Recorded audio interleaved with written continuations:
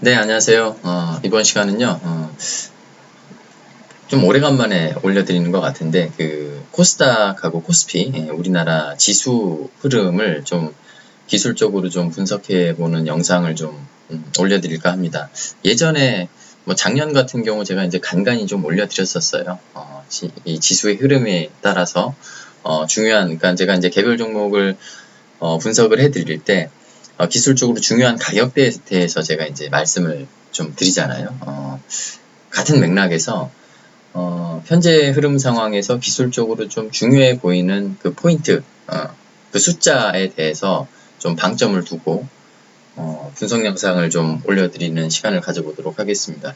제가 작년까지 조금 간혹 가다가 올려드리고 최근에 좀 이제 개별 종목 분석 위주로 영상을 올려드렸는데 최근에 그 지수 흐름이 조금 불안불안하죠.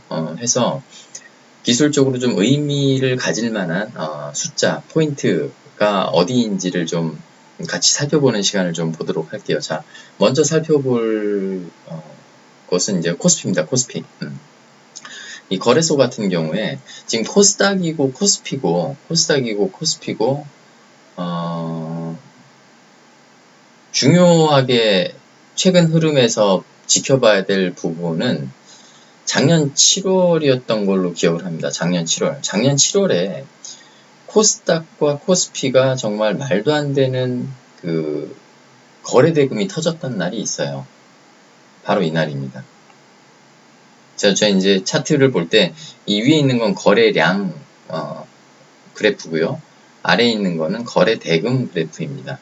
보시면은 뭐 거래량으로 보면은 그렇게 큰 어떤 흐름이 어떤 큰 차이가 안 느껴지실 텐데 거래 대금으로 놓고 보면은 확연하게 차이가 나죠. 이날 7월 26일이었습니다. 7월 26일 날 이날을 전후로 해서 굉장히 큰 거래량이 이날 터졌다라는 거를 확인하실 수 있을 거예요. 이게 지금 보시면 이날 터졌던 거래량의 캔들이 들어가 있는 그 구간, 중요한 가격대 그 구간은 2591포인트에서 2648포인트입니다.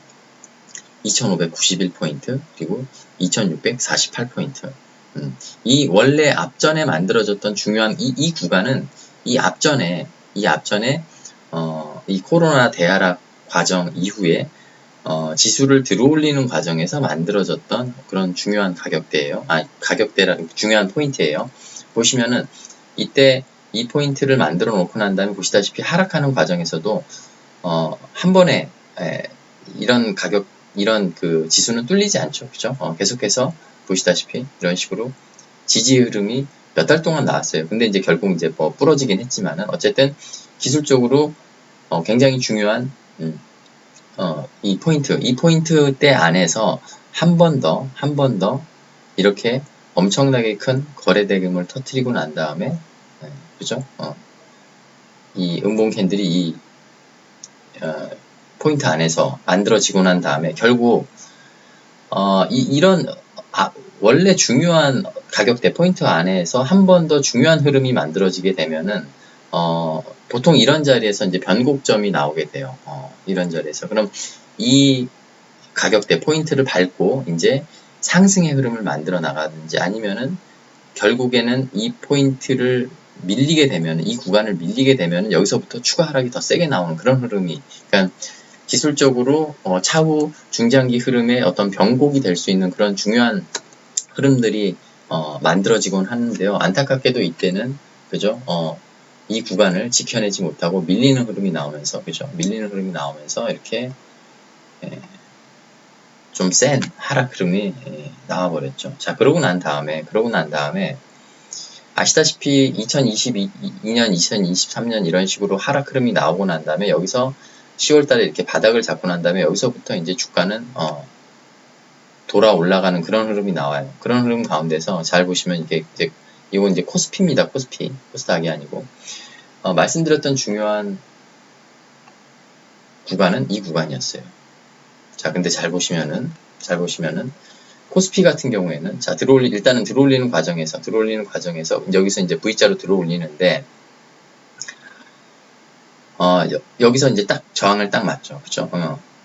이미 중요한 가격대였고, 그리고 하락하는 과정에서 추가적으로 한 번 더 의미를 갖는 캔들이 만들어졌던 이런 가격대는 들어올리는 과정에서 돌파가 한 번에 나오기 쉽진 않습니다. 그죠? 들어올리는 과정에서 저항을 맞고 밀리는 과정에서 그래도 다행히 하방에 있는 2400, 2500 이 포인트에서 이런 식으로 지지 흐름을 받고 난 다음에 재차 들어올리는 흐름, 그러고 난 다음에 돌파가 되고 나니까 어떻게 돼요?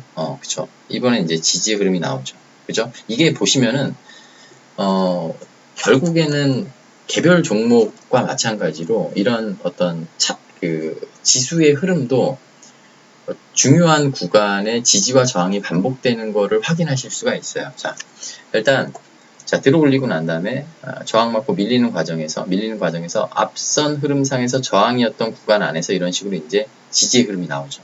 지지 흐름이 나오는데 박스 하단까지 밀립니다. 2591포인트 박스 하단까지 밀려요. 근데 여기서 보시면 이날 같은 경우도 장중에 이렇게 크게 밀리는 흐름이 나왔지만은 밑꼬리로 아랫꼬리로 이렇게 확 감아 올리면서 결국 이 2591포인트를 잡아주죠. 잡아주고 난 다음에 들어올려요. 들어올리는 과정에서 저항 맞고 재차 밀리는 흐름이 나오는데 이 앞전에서도 이 가격대 이 구간에서 저항을 맞았잖아요. 똑같이 저항을 맞고 밀리는 흐름이 나왔는데 이번에는 어떻게 됩니까? 그쵸? 박스 하단까지 안 내려가고 박스 상단에서 즉 2648포인트에서 지지 흐름을 받고 난 다음에 들어올려요. 들어올리고 난 다음에 어떻게 됩니까? 이번에는 돌파를 하죠. 돌파를 하고 나니까 어떻게 됩니까? 이제는 이 가격대가 이 구간이 지지의 구간으로 바뀌었습니다. 그러고 난 다음에 계속해서 주가는 상승 흐름을 만들어 나가는 과정에서 최근에 미국 증시도 불안불안하고 그죠? 그리고 이제 반도체 관련된 섹터들이 조정이 나오기 시작을 하면서 주가 이 지수가 크게 밀리는 흐름이 나왔어요. 자, 근데 이제 중요한 건 뭐냐면은 단기적으로 잘 보시면 코스피는 이런 식으로 추세가 계속해서 이어져 나가고 있습니다. 물론 단기적으로 하락의 흐름이 좀 크게 나오고 있어요. 근데 잘 보시면요. 들어올리는 과정에서 이런 식의 큰 조정은 몇 차례 나왔었습니다. 몇 차례 나왔었어요. 해서 이번에도 코스피 종목들 같은 경우 추세를 좀 계속해서 이제 살려나가는 추세를 중장기 흐름상 계속해서 추세를 살려나가는 부분에 대해서 힌트를 얻고자 하시는 분들이라면은 혹시 다음 주에 추가 하락이 나온다고 했을 때 이 2754포인트에서 2780 잠시만요. 2764포인트 2754포인트 그리고 2764포인트 이 가격대에서 앞전 흐름처럼 이렇게 지지 흐름을 받아줄 수 있는지를 좀 지켜보시고 거기에 맞게 좀 대응에 참고를 해보시는 것도 하나의 방법일 것 같습니다. 어찌 됐건 간에 말씀드렸던 구간에서 지지 흐름을 받아주게 된다면은 중장기 추세는 무너지는 게 아니에요. 저점을 계속 다지면서 중요한 의미 있는 흐름상에서 지지가 나오고 반등의 흐름이 나오는 지금 그런 과정이 반복이 되고 있기 때문에 그런 과정을 좀 참고해 보시고 대응을 해 보실 필요가 있을 것 같고요. 이 가격대에서 만약에 지지 흐름이 나오게 된다면은 추세를 계속 살려서 그죠? 코로나 때 만들어졌던